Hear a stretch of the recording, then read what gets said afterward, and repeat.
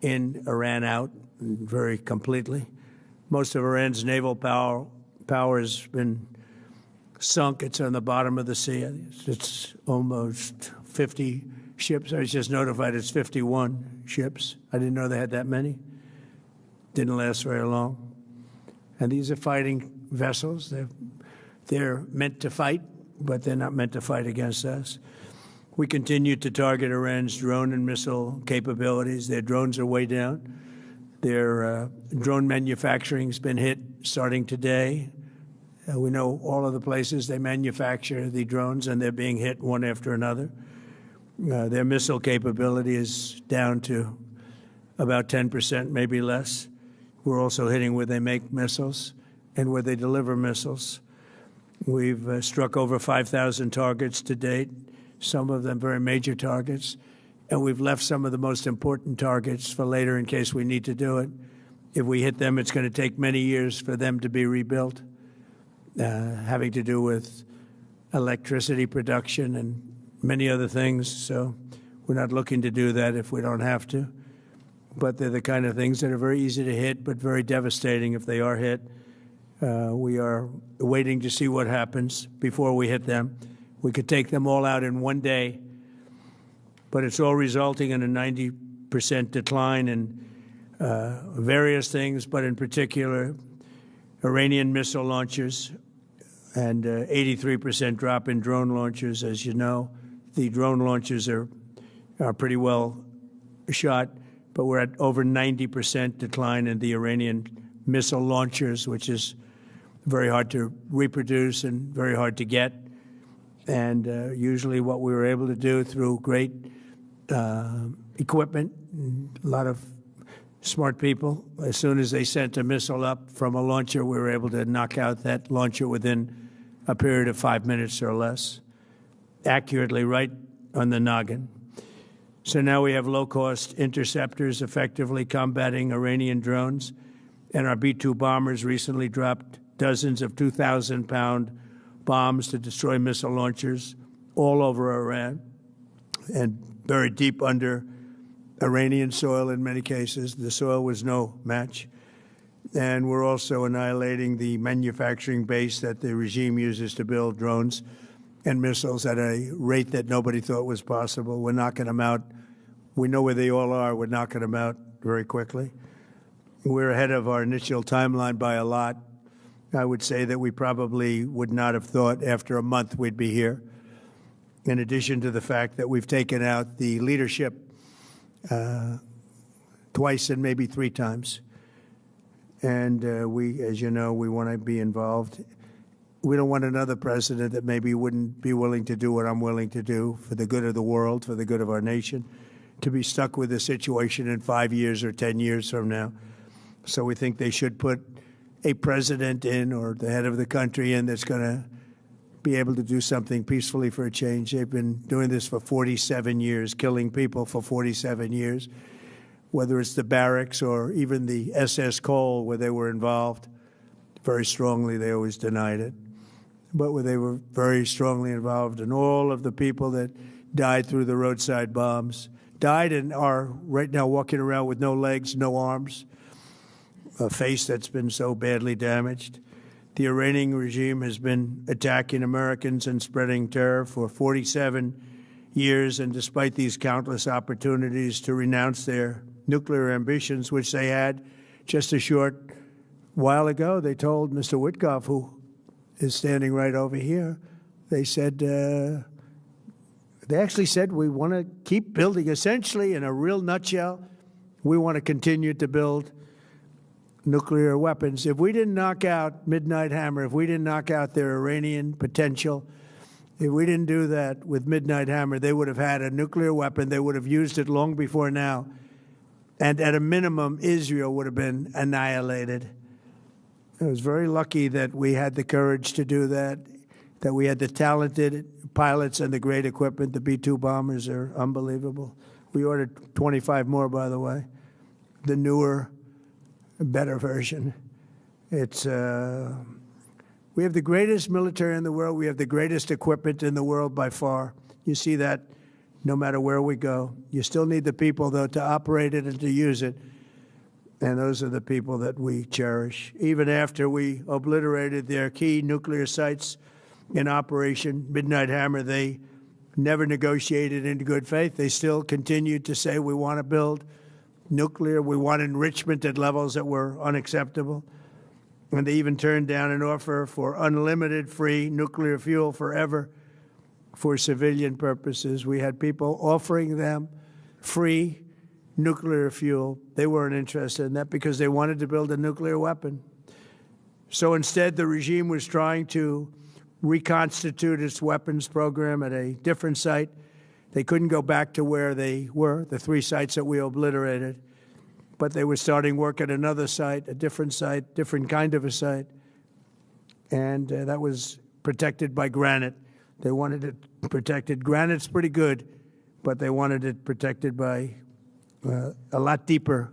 They wanted to go a lot deeper, and they started the process while rapidly building conventional ballistic missiles. They were going to do it all at the same time that threatened our overseas bases and soon could have reached even our homeland. The regime's intention was to use this exponentially growing ballistic missile threat to make it virtually impossible to prevent them from obtaining a nuclear weapon. So as you probably saw, they had a tremendous number of missiles, most of which are now being used or destroyed, and very unsuccessfully used because we have been able, for the most part, to shoot them all down. What incredible technology. The Patriots have been unbelievable, and other things. And the laser technology that we have now is incredible. It's coming out pretty soon. Where literally lasers will do the work of, at a lot less cost, do the work of what the Patriots are doing or what other things are doing. The situation was very quickly approaching the point of no return, and the United States found it intolerable, in my opinion, based on what Steve and Jared and Pete and others were telling me, Marco, so involved, that I thought that they were going to attack us. I thought they would, if we didn't do this at the time we did it, I think they had in mind to attack us. And if you notice, they did something which was very foolish, very stupid, I would say. They attacked their neighbors. And their neighbors were largely neutral, or at least weren't going to be involved, and they got attacked. And it had the reverse effect. The neighbors came onto our side and started attacking them, and actually quite successfully. If you look at Saudi Arabia, you look at UAE, Qatar, and others, but they were strong and they were smart, but they got attacked. And nobody, when I first heard it, I said, no, somebody made a mistake. There was no mistake. UAE had over 1,000 missiles shot at it, knocked them almost all down. On the very first day I came down the escalator in 2015, I said, quote, I will stop Iran from getting nuclear weapons, and all I'm doing is keeping my promise. Think of that. That was in 2015. I said it. It was a threat then and a much bigger threat now, but no longer a threat, not for a long time anyway. We want to keep it that way. As we continue Operation Epic Fury, we're also focused on keeping energy and oil flowing to the world, and I will not allow a terrorist regime to hold the world hostage and attempt to stop the globe's oil supply. And if Iran does anything to do that, they'll get hit at a much, much harder level. I will take out those targets that were easy and that I mentioned just before. We'll take them out so quickly, they'll never be able to recover, ever. If they want to play that game, they better not play that game. In the long run, oil supplies will be dramatically more secure without the threat of Iranian ships, drones, missiles, nuclear menace, or anything. So the Strait of Hormuz is going to remain safe. We have a lot of Navy ships there. We have the best equipment in the world, inspecting for mines. Again, most of their ships are down at the bottom of the sea. But we will hit them so hard that it will not be possible for them or anybody else helping them to ever recover that section of the world if they do anything. In recent years, the regime and its terror proxies have launched attacks on hundreds of commercial vessels. We're putting an end to all of this threat once and for all, and The result will be lower oil prices, oil and gas prices for American families. We've done that. We've done it. We brought it very low. This was just an excursion into something that had to be done. We're getting very close to finishing that, too. In the meantime, during this brief disruption, the United States is offering political risk insurance to any tankers operating in the Gulf. So we're putting up risk insurance. We'll perhaps go alongside of them for protection. We don't think it'll be necessary if it is. And if they do anything, the price will be incalculable. It will be so great that they will have wished they never did it, because you have to keep the straits flowing.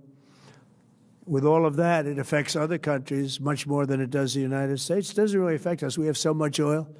We have tremendous oil and gas, much more than we need. We have Venezuela now as our new partner, great partner. They've worked out so wonderful. We're working with the administration, the president, and it's a massive source of oil, gas, everything. But we're in a very good position, but very unfair to other parts of the world, like China as an example. I mean, we're doing this for the other parts of the world, including countries like China. They get a lot of their oil through the straits. So we're doing this. We have a very good relationship with President Xi in China. I'm going there in a short period of time, and we're protecting the world from what these lunatics are trying to do, and very successfully, I might add. We're also waiving certain oil-related sanctions to reduce prices. So we have sanctions on some countries. We're going to take those sanctions off till this straightens out. Then who knows, maybe we won't have to put them on. There'll be so much peace. But when the time comes, the U.S. Navy and its partners will escort tankers through the strait if needed. I hope it's not going to be needed, but if it's needed, we'll escort them right through. And we have the greatest mine-sweeping ability. We have the greatest ships, and all of the, we know exactly where they're placed. We'll get them out of there very fast, but we hope we don't have any of that. And again, if they do that, if they play that game, we're going to hit them at a level that they have not seen before. So we're winning very decisively. We're way ahead of schedule. Our military is the greatest in the world, with the greatest equipment and the greatest people in the world. Nobody's ever seen anything like it. Iran's a very powerful country. They were going to take over the Middle East. If we did not hit them, they were going to take over the Middle East. They had thousands and thousands since their last hit. They had thousands and thousands of missiles and everything else. Most are now destroyed. But they were going to take over the Middle East. Those weapons were aimed at Middle Eastern countries that had nothing to do with this. They were going to take over the Middle East, and they were going to try and destroy Israel. So we stopped it with good timing, and we're very proud to be involved in this, and it's going to be ended soon. And if it starts up again, they'll be hit even harder. Thank you very much for being here. Go ahead. Any questions? Thank you so much. Go ahead. Do you approve of Iran's new supreme leader? And secondly, can you tell us more about your call with Russian President Vladimir Putin today? Yes. What did you discuss? Yes, I had a very good call with President Putin. We had a lot of people on the line from our side, from his side. We were talking about Ukraine, which is just a never-ending fight. And look, there's tremendous hatred between President Putin and President Zelensky. They can't seem to get it together. But I think it was a positive call on that subject. And we obviously talked then about the Middle East. And he wants to be helpful. I said, you could be more helpful by getting the Ukraine-Russia war over with. That would be more helpful. But we had a very good talk, and he wants to be very constructive. Yeah, please. Yeah, please. Thank you, Mr. President. On Iran, you called it an excursion. You said it would be over soon. Are you thinking this week it will be over? No, Are you talking but soon. about days? I think soon. Okay, and with respect Very to... soon. Look, everything they have is gone, including their leadership. In fact, there are two levels of leadership, and even actually, as it turns out, more than that. But two levels of leadership are gone. Most people have never even heard about the leaders that they're talking about. So it's obviously been very, very powerful, very effective. Cuba, you said that Cuba wants to make a deal. Yes. What would the United States get in return for that, and why should Americans trust Marco Rubio to negotiate it? Well, Marco Rubio is doing a great job. I think he's going to go down as the greatest Secretary of State in history. Look at what we've done as a presidency. Look at what we've done as an administration. They trust Marco, and so do the American people trust. He's been successful no matter where he's been. He also speaks the language, which is always nice and always helpful. But he's dealing, and it may be a friendly takeover. It may not be a friendly takeover. It wouldn't matter because they're down to, as they say, fumes. They have no energy. They have no money. They're in deep trouble on a humanitarian basis. And we don't want to see that, but they were very, very bad to a lot of people, as you know, and a lot of people living the Cuban-American vote, which I got at record levels. Very important. Those people are very important to me. I know what they went through. They went through hell. Some of them have gone on to be some of the most successful people in the country. Cuban-American business people, some of them are like the most successful in the country. And a lot of them are friends of mine because I've been fighting this battle with them for a long time. The Castro regime was brutal, but they lived off Venezuela. Now they don't live off Venezuela. Venezuela sends them no energy, no fuel, no oil, no money, no nothing. They lived without Venezuela. They couldn't have made it. And we cut them off from everything else. So, yeah, they're going to make either a deal or we'll do it just as easy anyway. Yeah. Please, go ahead. There's footage that shows that an American missile strike and a Tomahawk missile likely destroyed that Iranian girls' school. So will the U.S. accept any responsibility? Well, I for haven't that strike? seen it. And I will say that the Tomahawk, which is one of the most powerful weapons around, is used by, is sold and used by other countries. You know that. And whether it's Iran, who also has some Tomahawks, I wish they had more. But whether it's Iran or somebody else, the fact that a Tomahawk is very generic. It's sold to other countries. But that's being investigated right now. Yeah, please. Thank you. Thank you.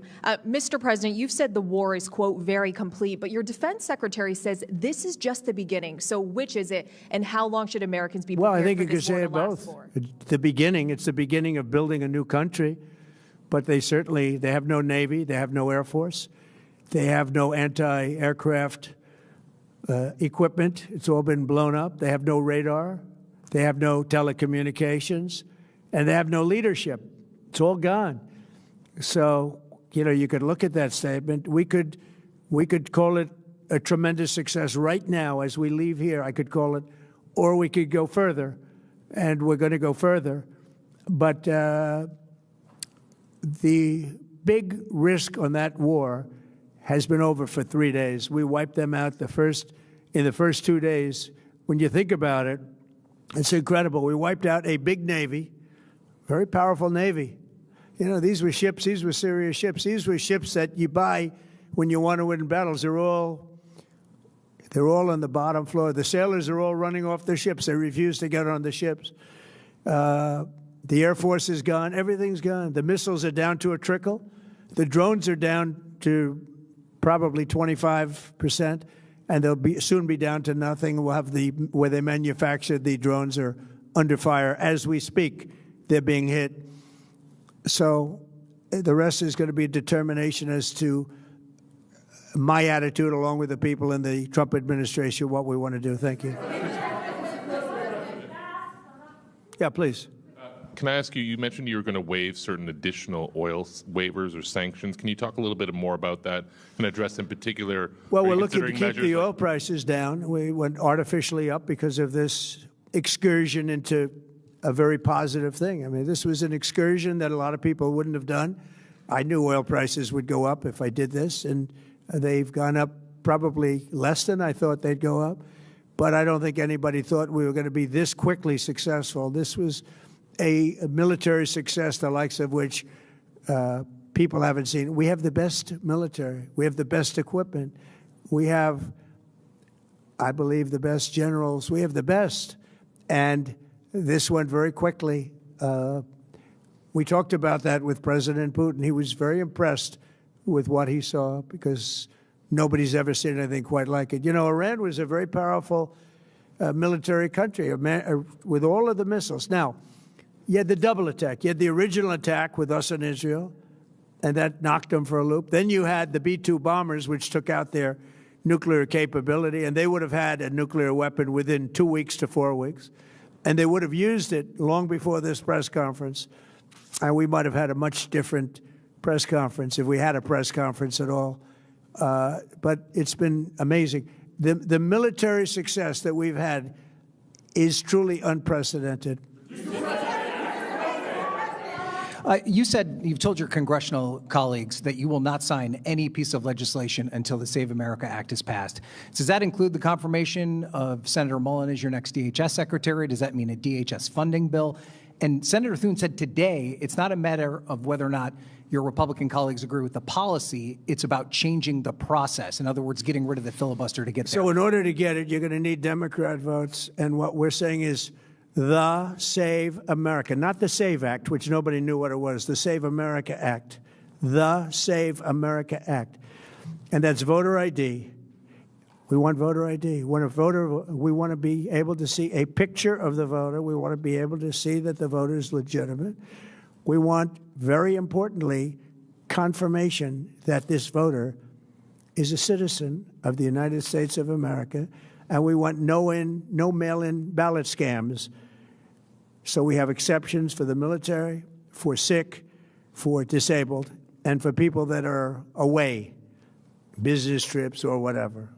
Even vacations will be very liberal in that. We've added two things to it: no men and women's sports and no transgender mutilization of our children. We don't want it's mutilization of our children, and we don't want that. So we added those two things. That's the 5 points. We have 5 very good points. It polls at 86% with Democrats. Think of that. The overall vote is 86%. With Republicans, it's 98%. And the only one opposed to it is a Democrat leadership because they cheat. They want to cheat. So we added those 2 points. We're going for the gold, and we're going to have to fight like hell. Now, certain things will happen. Certain things will take place. I'm here to do a great job for the country. But we don't have a country if we're going to have elections that are so corrupt and so dishonest like we've witnessed over the last period of time. You know, as an example, virtually nobody has nobody has a system of mail-in ballots like we have. No other country in the world. France went away from it. They all went, you know why? Because it's corrupt. And Jimmy Carter, when he had a commission, frankly, I think it's probably the best thing Jimmy Carter did. He said, you can't have mail-in voting because it's inherently dishonest. And it's turned out to be totally dishonest, so we're going to fight for it. Yeah. So much for taking our questions. Has Iran activated any sleeper cells inside the U.S.? There's reports that they have pressed that trigger button to activate those cells, at least abroad. Well, they've been trying for a long time. We've been very much on top of it. One of the things we have to do is get the Democrats to stop the Democrat shutdown, because, as you know, the apparatus that looks into that, Schumer and the Democrats have shut it down, which tells you they probably hate our country a lot. But the Democrats have to open that up. But we've got very, very good intelligence into that. We know a lot of different things that have happened that have been very bad. A lot of them came in during the Biden open border period. But we have them under, we've got them, we're watching every single one of them. Yeah, we know a lot about them. The biggest problem we have is the Democrat shutdown. We know a lot about them, but the shutdown doesn't allow us to do what we have to do. And then this new Supreme leader, do you have to take him out? Does he have a target on his back? You mean the new Supreme Leader? You mean the son? How can there be an Iran with well, another I don't want to say that, but you know, I was disappointed because we think it's going to lead to just more of the same problem for the country. So I was disappointed to see their choice. Thank you, sir. You've said you have someone in mind to be the new Iranian leadership, if not the Ayatollah's son. What are you looking for in that person? Are you looking at someone internal, given that you just said that their leadership has been I decimated like the and idea wiped of, internal and eternal, come to think of it. But I like the idea of internal because it works well. I mean, I think we've proven that so far in Venezuela. We have a woman, Delcy, who has been, president of the country, very respected, she's doing a great job. And it's, no disruption. We had, as you remember, Iraq, where everybody got fired. The military got fired, the police got fired, the politicians got fired. There was nobody. And you know what they turned into? ISIS. We don't want that. We don't want that. So I would like to see people that are inside go. Now, they talk about the son of the Shah. They talk about other people. But, hasn't been there in many, many years. We have a formula that's been very good so far, and I think it'll continue to be good. The relationship is extraordinary with Venezuela, smart country.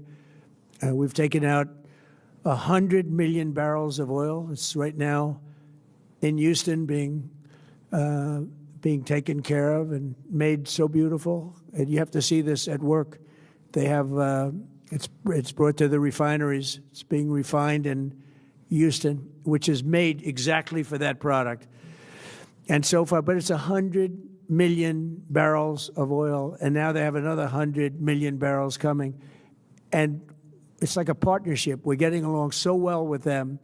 It's great for Venezuela, and it's great for the United States. Yeah, please go ahead. Hi, Mr. President.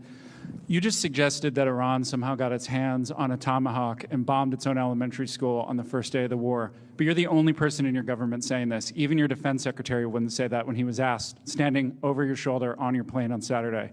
Why are you the only person saying this? Because I just don't know enough about it. I think it's something that I was told is under investigation. But Tomahawks are used by others, as you know. Numerous other nations have Tomahawks. They buy them from us. But I will certainly, whatever the report shows, I'm willing to live with that report. Yeah, please. You said earlier that we've already won in many ways, but we haven't won enough. What do you consider enough? What's your baseline? Where they're not going to be starting the following day to develop a nuclear weapon. Where they'll look at that man and some other people from the administration and say, all right, we're not going to do it. They were not willing to say that. And when Steve called up and he said that to me, I said, well, here we go. Let's do it the hard way. But the hard way, I think, is probably the easy way. When basically I can see that they will no longer have any capacity whatsoever for a very long period of time of developing weaponry that could be used against the United States, Israel, or any of our allies. We have great allies in the Middle East, great countries that are allies. And they were staying out of it until they got hit. Someday they'll have to do a story. Why did he do that? Why did they do that? But they were going to hit them. If I didn't hit them first, they were going to hit our allies first. I believe, upon information and belief, but I believe that he was going to, they were going to take over the Middle East. They were looking to take over the Middle East. Now, had Operation Midnight Hammer not taken place, that was definite, because they would have had a nuclear weapon within a matter of weeks. But that took place. That was a setback. But look at the number of missiles they were able to buy and make over the last 6 months. And those missiles were aimed at various countries.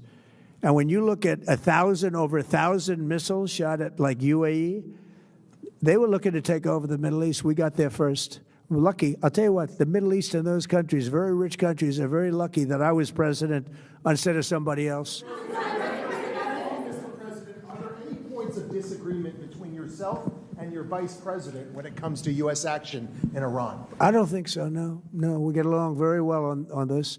He was, I would say, philosophically a little bit different than me. I think he was maybe less enthusiastic about going, but he was quite enthusiastic. But I felt it was something we had to do. I didn't feel we had a choice. If we didn't do it, they would have done it to us. I felt, based on the negotiations that were being had by Steve Witkoff and Jared Kushner and Marco and Pete and everybody was involved. I felt that they were looking to tap us along before they hit, and I thought they were going to hit. And if they hit us first, that would have been a very bad thing. In the back, please, in the back. Sir, you said you're considering seizing the Strait of Hormuz. Is there a timeline for that? About the Strait, you mean? Yeah, well, I want to keep it open. I want to keep it good. You know, it doesn't pertain to us so much as it does to China. We're really helping China here and other countries because they get a lot of their energy from the Straits. But, hey, look, we have a good relationship with China. It's my honor to do it. Yeah. Supreme Leader, you have called him an unacceptable choice. So does he have a target on his back? And how can you say I don't want to say whether or not he does because that would be inappropriate. But, hey, look, I had a target on my back because, as you people wrote pretty well, they caught the assassin that was after me. So we just got them first. But they caught the assassin. They have him now in custody that was after me. So, you know, but people don't like to mention that, but they did catch him. And I'd like to congratulate our military, Secret Service, FBI, all of the people that worked on that, but they did. Yeah, please. The war is almost over, though. Go ahead. No, go ahead, please. Thank you, Mr. President. You promised the Iranian people you would help them, but it sounds like you're willing to end this fight after your military objectives have wrapped up. Isn't that a betrayal of the people? Will I help them? I'd like to, if they can behave, but they've been very menacing. You know, they're great people. They have an amazing population. It's amazing, smart, brilliant, energetic. They have a great, I'd love to help them, but they have to be in a system that allows them to be helped. And right now they're in a system that only allows failure. And I don't want that. And I want a system that's not going to be attacking us. We want a system that can lead to many years of peace. And if we can't have that, we might as well get it over with right now. Yeah, please. Mr. President, as of today, there have been 8 U.S. military fatalities associated with the war in Iran. How many American deaths are you willing to have in this war? Well, as I said before, when you have conflicts like this, you always have death. And I was at Dover yesterday. I met the parents, and they were unbelievable people. They were unbelievable people, but they all had one thing in common. They said to me one thing, every single one, finish the job, sir. Please finish the job. And I'll leave you at that. Thank you very much, everybody. Thank you. Thank you. We've just heard from President Trump speaking from his golf club there in Doral, Florida, as strikes continue across the Middle East as the war with Iran stretches into day 10. Trump saying over the past 9 days, they've carried out some of the most powerful and complex military strikes. The president also touching on Venezuela, Cuba, Ukraine. I want to bring in senior Pentagon reporter Louis Martinez. Louis, what stuck out to you the most? There was a lot there. There was a lot discussed. But what are some of the key points that stuck out to you? Well, Stephanie, what we heard from the president was an update, an operational update, that there are now 5,000 targets that have been struck by the United States alone. He said that 50 ships, he said at one point, I didn't even know they had that many ships, have been either destroyed or have been targeted by the U.S. Military. He said that it's kind of an interesting number. I think we're going to have to dig down and see exactly what he means, but he said that their missile capability, their missile launcher capability is now down to 10%. That would mean that about 90% of Iran's that Iran's ballistic missile launchers have been destroyed. That would be a significant increase from the 60% that we heard just a few days ago. He also talked about how the missile production plants have been targeted, the drone production plants have been targeted to the point where they won't be able to produce any additional drones or missiles. He also said that the number of drones flying had also, the launchers had also been reduced by about 80%. He provided an update on his comments from earlier. He was asked about, during an interview with CBS earlier today, he had kind of insinuated that the situation, that the conflict, that the war was kind of complete because many goals had been reached. He was asked about that by reporters, and he essentially said he didn't dig deep into that, but he said that the conflict would end very soon. Again, he was asked, are you talking about this week? He wouldn't provide an answer, but he just responded that very soon. On that same note of those drones, many of the drones being used by Iran are capable of carrying ordnance packed with explosives. One-way attack drones, heavier in mass and can travel long distances. I want to bring in senior White House correspondent Selena Wang. Selena, what stood out to you the most? We know he touched on at the very top of that conference, touched on the drone manufacturing plants and what had been hit, what capabilities had been knocked out, what Iranian capabilities had been knocked out. So what stood out to you the most? Yeah, well, Stephanie, I pressed the president on a couple of questions. And the first key point is we've been hearing these conflicting statements from the president about how long this war is going to last for. So I said to the president, how long should Americans be bracing for this war? Because his defense secretary said this is just the beginning. But the president has said that this military operation is, quote, very complete. The president said it can be both. He's trying to have it both ways here, backing what his defense secretary said, but also saying that they've achieved their military objectives. So clearly, the president trying to find an off-ramp here so he could declare success if the U.S. decided to end this right now. That is what I was getting from the sense from the president when he was responding to my question. But he repeatedly said they have no leadership, they have no Navy.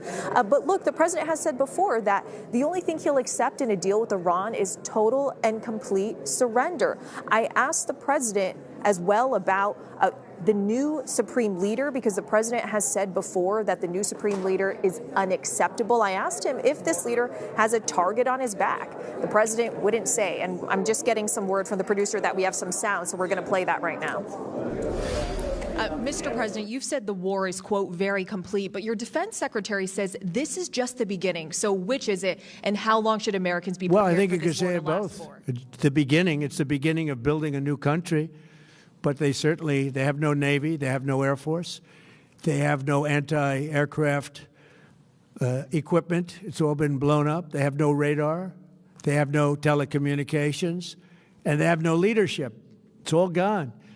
So, you could look at that statement. We could call it a tremendous success right now. So bottom line, Stephanie, the American people have no clarity on how long this is going to last for. Are we talking about days, weeks, or months? The president's saying it could be over soon, but this could also just be the beginning. It is hard to see, though, how this administration could declare that this is a success, given that the regime remains intact. The Ayatollah's hardline son has now been installed as the new leader, not to mention the Iranians still have enriched uranium underground, though the president has not ruled out the use of a small team of special forces on the ground to retrieve that. No set timeline there on the war with Iran. Let's bring in former NATO Supreme Allied Commander, retired General Wesley Clark. Sir, thank you so much for joining us. The president, you heard him there. He said multiple times that Iran was going to control the Middle East and was going to attack Israel at some point, had the U.S. not stepped in. What are your thoughts on what we heard, or the extent of information that the president shared there? Well, I think the president understands the air campaign's sort of running out of targets. He's casting it as having been successful. We don't have any further resolution on the nuclear issue. The Straits of Hormuz are still closed. But what I hear him doing is laying the groundwork for a cessation of the air campaign and the idea that there would be a sort of mutual de-escalation. We don't know what's being said behind the scenes. It's very possible that Vladimir Putin is calling on the new Iranian leadership and saying, look here, I've talked the Americans into sort of dropping off and stopping this. You need to stop it too. So it could be a soft ending to this. I think the president feels like it's too soon to stop entirely. He is holding hostage the big infrastructure projects like desalination and other oil refineries, electric generation, and so forth, which really would impact the civilian population and Iran's economic recovery afterwards. So he's holding that hostage, and in return, I think he expects that the Iranians won't mine the Straits of Hormuz and will start allowing ships to come out. So I think you can read between the lines here and sort of see what's happening. I would say this. I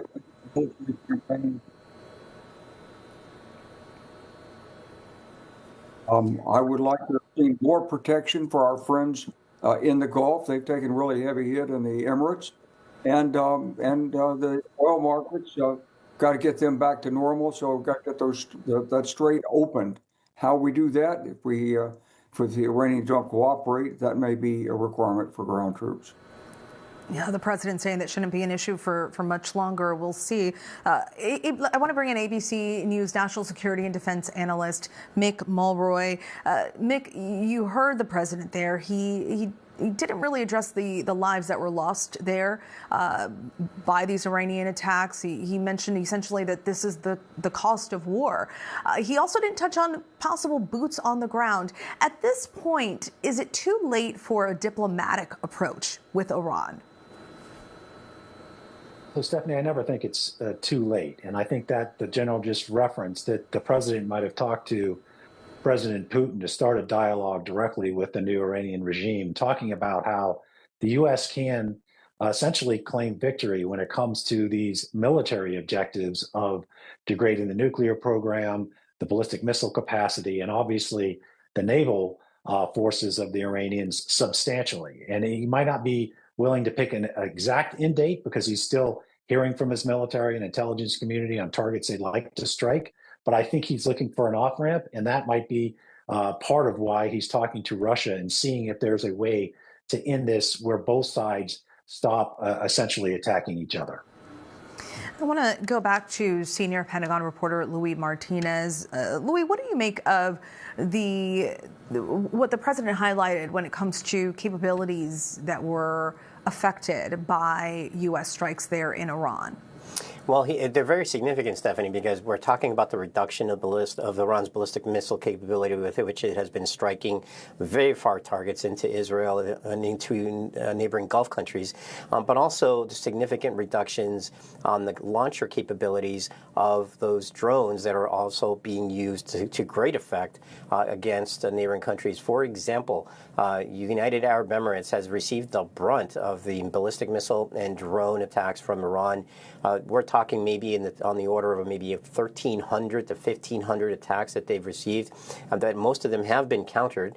But most of those are drones. We're talking about 200 ballistic missiles, maybe 1,300 Iranian drones that have been fired at them. So it's a lot. When you hear the president say essentially that those capabilities have been reduced, then that's going to be important, because that means it's going to provide more security to those areas.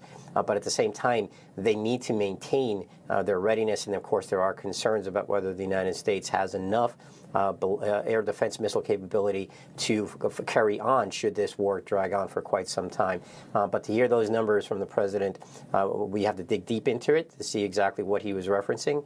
But if they are at 90% of the launchers destroyed, that is a very significant development. And the same if it's 80% of the drone launchers that have also been destroyed. It certainly is. And I want to bring in Supreme Allied Commander, retired General Wesley Clark. Sir, we heard from the president about these capabilities that had been knocked out, but how can this war with Iran affect our NATO allies? We understand that Turkey is now warning Iran after they say NATO defenses shot down a second missile launched by Iran. So what's your biggest concern if Turkey or other NATO countries get drawn into this conflict?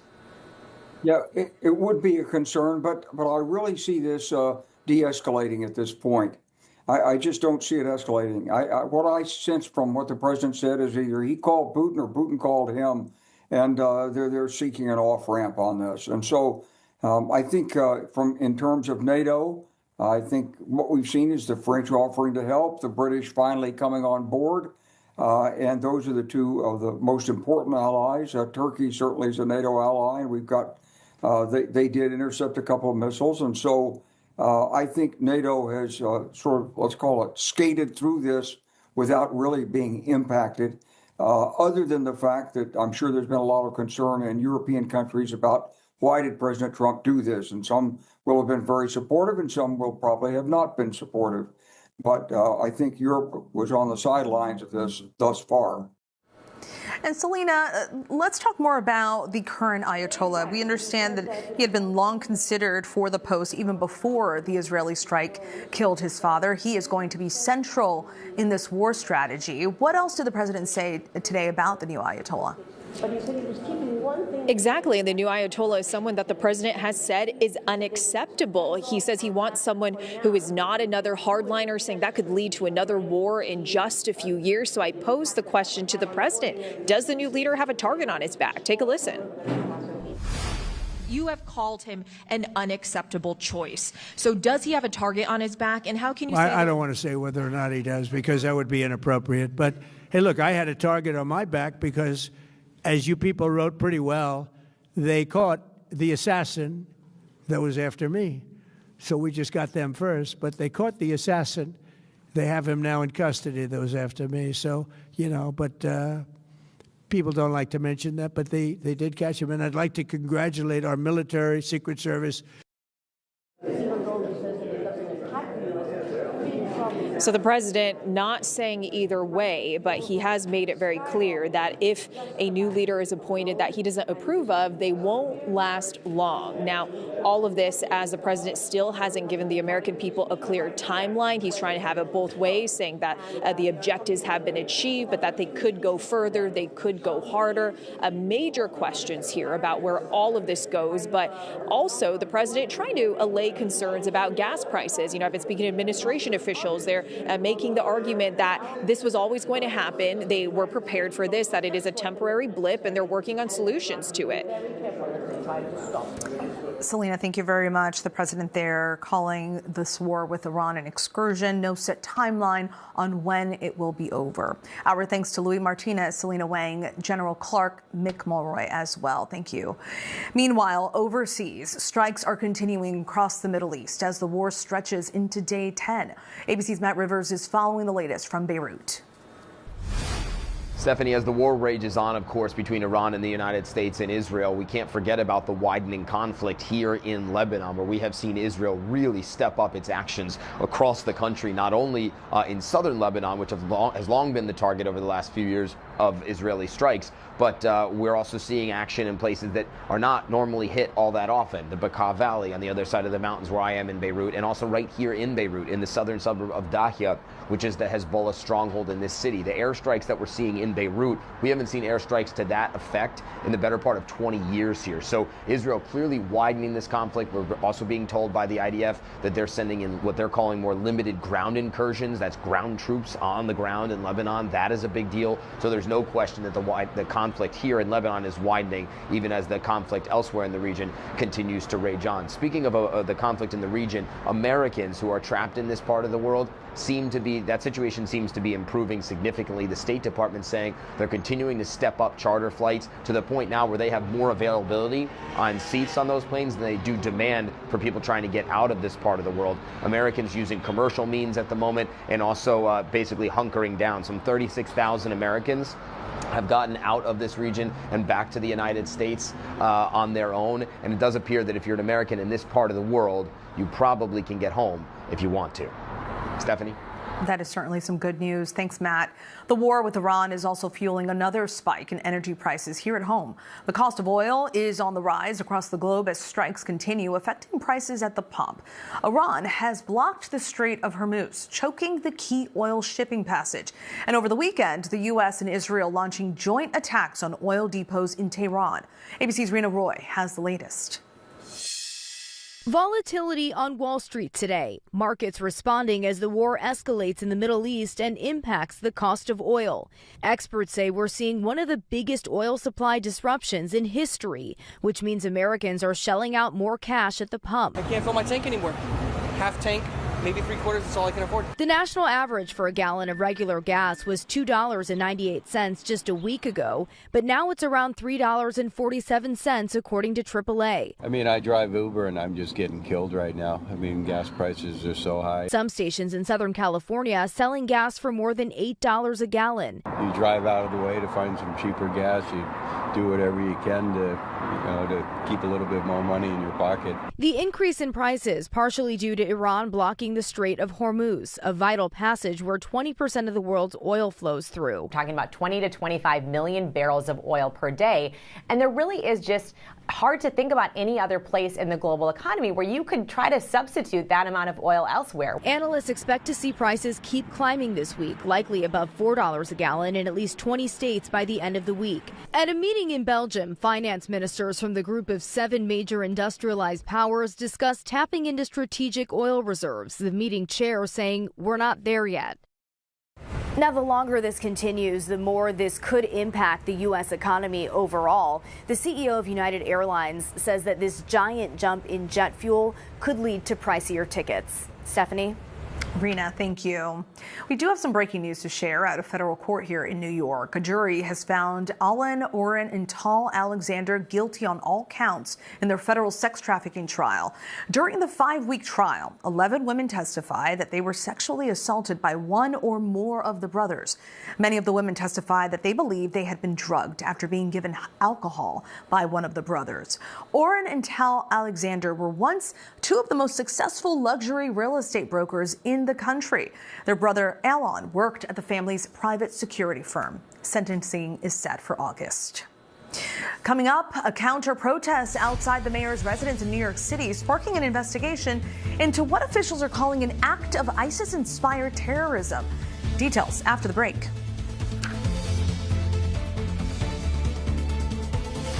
I was sent to prison for 110 years.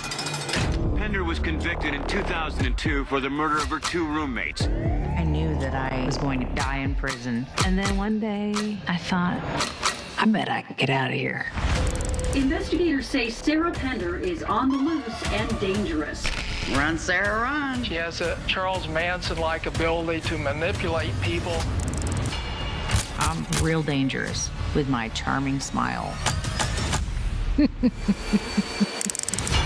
I begged her to turn herself in because they had orders to shoot to kill. I feel like I'm on the scent. This could be it. This could be the one. I've never had to shoot anybody, but that first bullet had her name on it. Suddenly, there was a knock on the door. Holy this is it. Girl on the Run, the hunt for America's most wanted woman. Only on Hulu and Hulu on Disney+. Get this, people. Now we're streaming every weekend, right to you. With an all-new show, an all-new View, special for the weekends. Now you can catch The View 7 days a week. I wonder if you can handle it. It's the weekend.